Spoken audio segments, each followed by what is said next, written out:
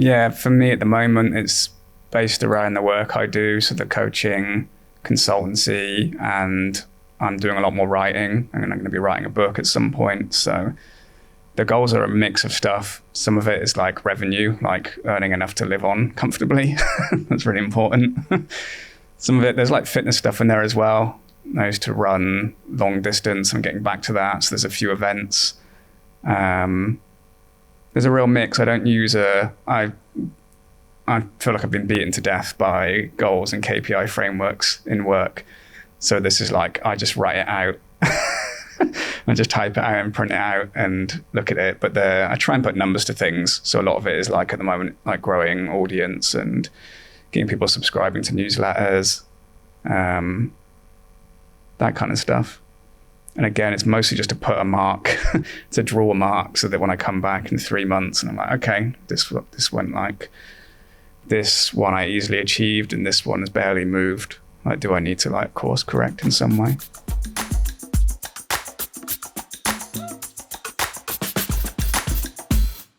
So for me, it's like I will write and do marketing all morning. I don't coach till midday. That works really well for me. I stole it from another coach years ago who was also writing and coaching. That gives me the time to feel like I can like double down and like do the deep work that I want in the morning, and then I can have like calls in the evening. Not the evening so much, but from like midday onwards. Like the routine in the morning would be kind of a triage. I'll open all the apps, all the noise, basically pull off what I want to do off the to-do list, off the email app, write them all down on a piece of paper, kill all the apps, don't open them again. And then working in blocks is something I got from, I mean, it's similar to Pomodoro, but specifically this I got from David Kane, who has a website called Raptitude. It's quite a popular, like, productivity-ish website. And he wrote a guide called How to Do Things, and it was like probably the 680th productivity guide I'd read at a time when I was really struggling with freelance work because I'd never really done it before. And he recommends this way of like packaging any work you do up into blocks, and it won't work for everyone because if you've got meetings throughout the day, it's going to be trickier. But for me, it was a bit of a revelation. Like it's very hard to, when you have a never ending to-do list, it just feels like you're running a marathon like every day. Whereas the blocks, I'm only ever working for 25 minutes max. And each time I start, I have a clear goal. And each time I finish, there's a sense of completion. And I actually draw the block as well. So like every day you'll see a piece of paper with all the things I want to do and little like blocks. So if I have like an 11 block day, it's a really good day. I can have a 3 block day and it can be a great day. Like if you have like an hour and a half of really focused work, you can do a lot. So that's like the way I structure it. And the other habits are around there. You know, I'll get up and walk first thing every morning, usually meditate as well. So having that time for myself in the morning is like a big thing for me. I don't know if that answered all the questions. Okay.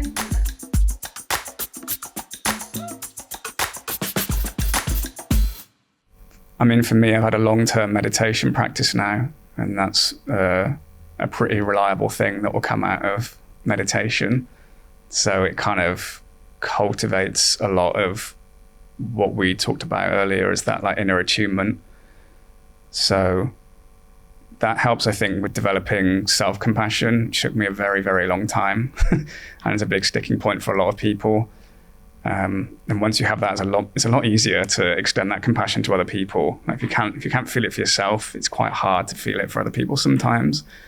So like that meditation, that taking the time to attune and just be honest about what's going on. Like I'll literally name it sometimes in meditation. It'll be like anxiety, tiredness, heaviness, release. Like this is a particular meditation, like a noting technique where you just do that I call it like a weather check in the morning. And the more I just speak about it, the more I just say it out loud to myself, the more I'm like, oh, okay. That kind of like, it brings it to rest, as opposed to like you wake up and you've got all these like bees buzzing around your head and then you're just like, oh, drink a coffee and just like it just makes straight you more into anxious. Like, yeah, just like turn around and face it just for, do this in like 5 minutes. So that is like, that kind of models a kind of relationship to yourself. And once you're more aware of what's going on in your own head and more honest about it. It's a lot easier to see that in other people and to meet them where they are.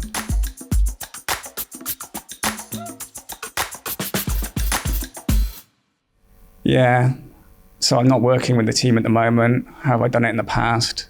I mean, it varies a lot depending on the company, but we used to do like work retreats, and we had the resources to be able to go to like a different city and do that. And again, having that change of environment was amazing. We'd set a really clear goal at the start, and we'd work pretty hard. Like these were, we had fun, and we went out and like ate nice food and stuff, but they were intense. But getting everyone in the same room in one place and setting out a clear goal and trying to like ship that one thing was really helpful. The reflection side, I still do it. Like the main example for me is the writing. Like if I've been staring at an editor for too long and I try and edit something, it just looks the same as when I was writing it. Like writing and editing are two completely different things. You can't do both at the same time. So I will then like print it off and look at it. It's the same when people like engineers write code.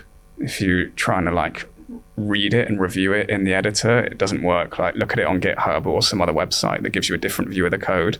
It's just like, oh, okay, this is a different different space for it. And in terms of encouraging it for people I have managed, it's just been a case of telling them that this is part of the job. It's not like an extra.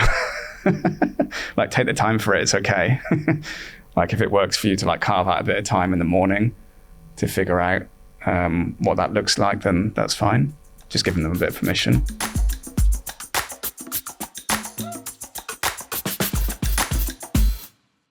I'm still finding my feet in terms of where exactly I want the coaching business to go. I mostly coach people in tech at the moment. It's a lot of engineers, some founders as well. So there's kind of that split there, but I'm moving towards working more directly with companies. I already do some technical consultancy where I get hands-on, but I kind of want to work with groups as well. I mean, like more going into a company, maybe group coaching, but just finding ways to work with groups, whether that's through a talk or through taking them through a bit of a workshop. That's exciting to me, like being able to have that impact and to be able to bring the experience as well, because I know I have a very good idea of what people are going for usually. So that's exciting for me. It's not something I've moved into yet, but it's something I'm pushing towards. The writing is going to turn into a book. That's on the horizon. And honestly, just getting out and meeting a lot of people. I've always been like really not very good at it. I was very insular the way I worked a lot of the time. So being out in communities, doing things like this and like speaking to people is something that's exciting for me at the moment and something that I appreciate a lot. There's only so much you can do writing on your own. Like just certain reflections come out, you have to be asked by someone. And you're like, oh, okay. Didn't realize I believed that. Or you say it and you're like, I'm not sure if I do believe that. So yeah, that's what's next at the moment.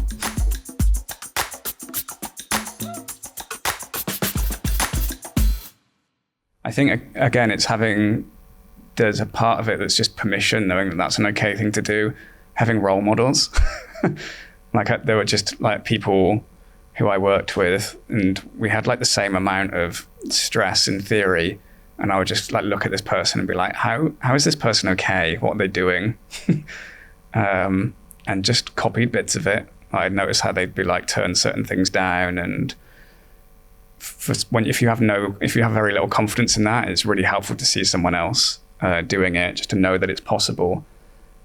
And a lot of it's just practice, saying no, realizing that no is a complete sentence. It's a great quote. And just trying it, because usually the feeling is one of like relief and release. It's like a joy, like, oh my God, like it's a win-win. I got to like not attend that thing that I don't think was that important anyway, and I've got more energy to do the things that are more important. So for me, it was mostly around meetings. Do I need to be a part of that? There's always that dynamic as a leader, like how can I involve other people in this? So part of it is trust. Like, can I trust other people with things? Or do I have the courage to trust other people with things? Because they're nearly always up to it. They're just waiting for you to like give them a chance. So I think that's a big part of it as well. And again, another win-win. You're able to delegate and work with people in different ways whilst retaining a bit more of like a bounded layer around yourself as well.